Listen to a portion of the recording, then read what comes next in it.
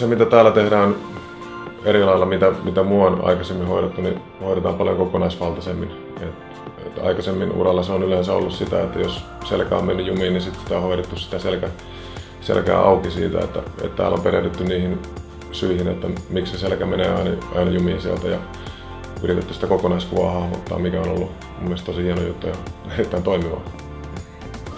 Saatiin mun palautuminen ihan erilaiselle tasolle ja energiatilat, että kyllä siinä oli niinku hirveän paljon positiivisia muutoksia, mitä saatiin aikaiseksi lyhyessä ajassa.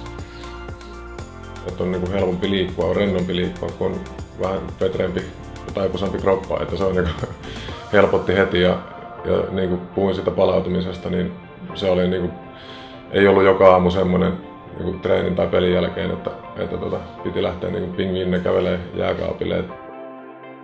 No, matseihin keskittäytyminen ja valmistautuminen, niin se on mun mielestä mennyt ihan uudelle tasolle mulla täällä, että sitä on pystytty kanssa. Se oli semmoinen myös, mitä mä en ollenkaan alkuun odottanut, että täällä semmoista niin pystyisi harjoittamaan. Et viime syksynä tosissaan oli semmoinen fiilis, kun siinä niitä vammoja alkoi olla ja ikä on kuitenkin jonkun verran jo, niin silloin kun miettii, että ei tässä varmaan hirveän monta vuotta enää pelata, mutta nyt tämän kuluneen vuoden aikana niin olen saanut ihan erilaisen luottamuksen taas omaan kroppaan. Että se on ollut tosi iso apu tässä, että nyt on luottavaisen mieli ja nyt ei näe välttämättä, niin kuin, että vielä sitä takarajaa tuolle peliuralla.